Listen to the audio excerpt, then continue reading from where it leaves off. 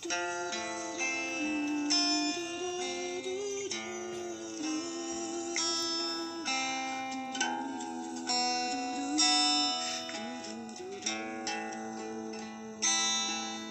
bismillahirrahmanirrahim. Assalamualaikum warahmatullahi wabarakatuh.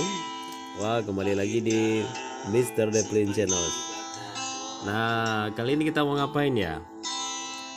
Kita masih ngebahas tentang penyerbukan ya. Masih ingat tentang penyerbukan? Ya, benar sekali. Ingat dong, penyerbukan adalah jatuhnya serbuk sari di kepala putik.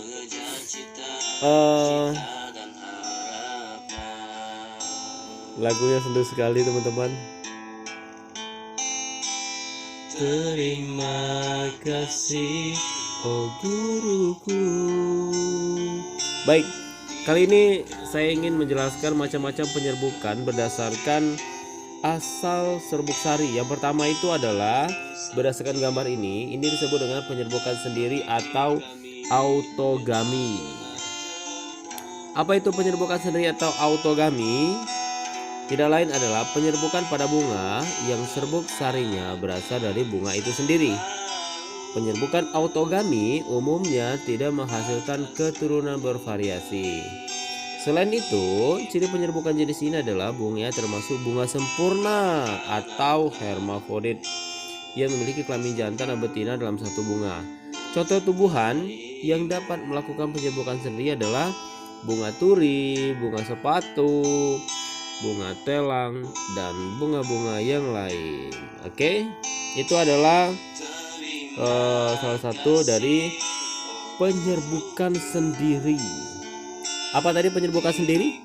Iya, atau disebut juga dengan autogami, yaitu terjadi pada bunga itu sendiri.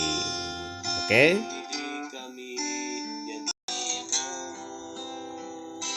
Nah, kali ini kita beranjak ke bagian 2, yaitu penyerbukan tetangga. Penyerbukan tetangga itu disebut juga dengan geitonogami.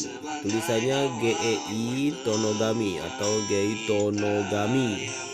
Apa penyerbukan tetangga atau geitonogami? Adalah penyerbukan pada bunga yang serbuk sarinya berasal dari bunga lain tapi masih dalam satu tumbuhan.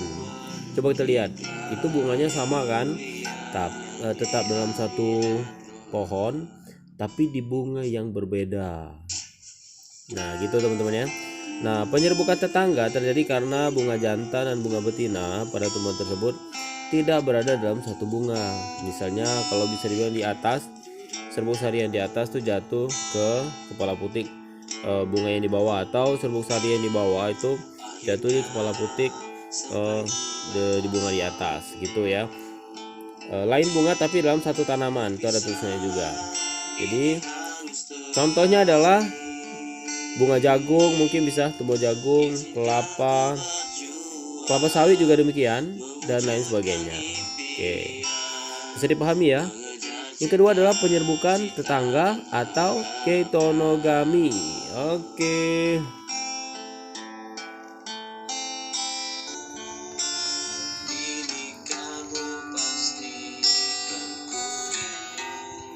Baik, kali ini kita ke bunga selanjutnya, yaitu penyerbukan silang atau alogami. Penyerbukan alogami adalah penyerbukan pada bunga yang serbuk sarinya berasal dari bunga lain yang masih satu jenis dan berbeda pohon. Penyerbukan oligami disebut dengan istilah persilangan. Ya, betul, persilangan. Persilangan umumnya menghasilkan variasi keturunan karena perpaduan dua sifat tumbuhan induk. Semua tumbuhan bisa melakukan penyerbukan silang, utamanya dengan bantuan manusia. Jadi ini adalah penyerbukan silang atau alogami.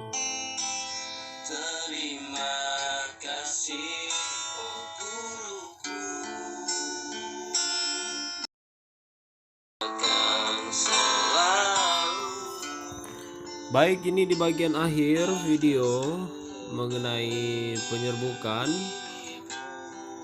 Penyerbukan yang terakhir disebut juga dengan penyerbukan bastar atau disebut juga dengan hibridogami.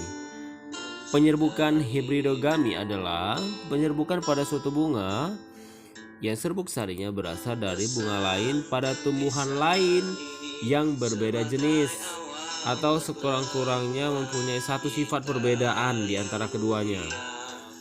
Jadi mereka ini terjadi penyerbukan di antara dua bunga yang berbeda jenis, begitu ya. Setidaknya satu sifat berbeda.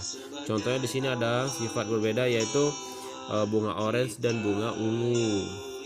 Contoh penyerbukan bastar apa?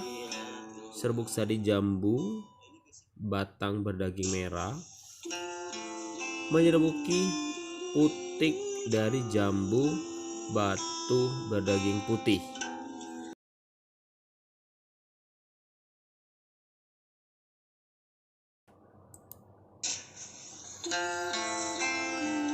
Oke, itulah tadi penyerbukan berdasarkan asal serbuk sari.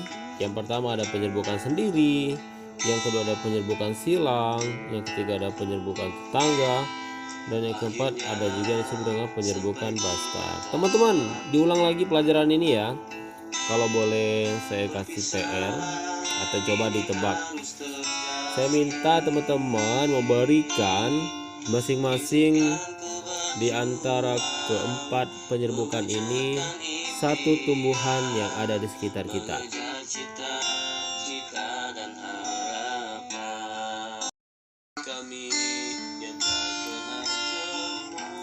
Gimana? Gampang nggak tugasnya? Gampang banget kan? Secara di masa pandemi ini kita sering sekali menemukan bunga di sekitar kita, apalagi ibu kita, kakak perempuan kita, atau mungkin juga ada pemerhati lingkungan, bapak mungkin ayah kita yang hobi bunga juga ya. Jadi sangat gampang sekali untuk menemukan bunga di sekitar kita. Atau kalau misalnya nggak ada tumbuhan bunga di depan halaman rumah kita bisa juga melihat contoh di tetangga kita, bisa gitu nah ya. Oke. Nah, gimana caranya? Jawaban teman-teman nanti ditulis di kolom komentar. Kemudian tuliskan dari yang pertama, misalnya penyerbukan sendiri, silang apa, kemudian bastar apa, dan lain sebagainya, penyerbukan tetangga apa. Gitu ya, dan gampang sekali. Demikian, kita tutup dengan hamdalah, alhamdulillahirabbil alamin, dan oke beratur majelis.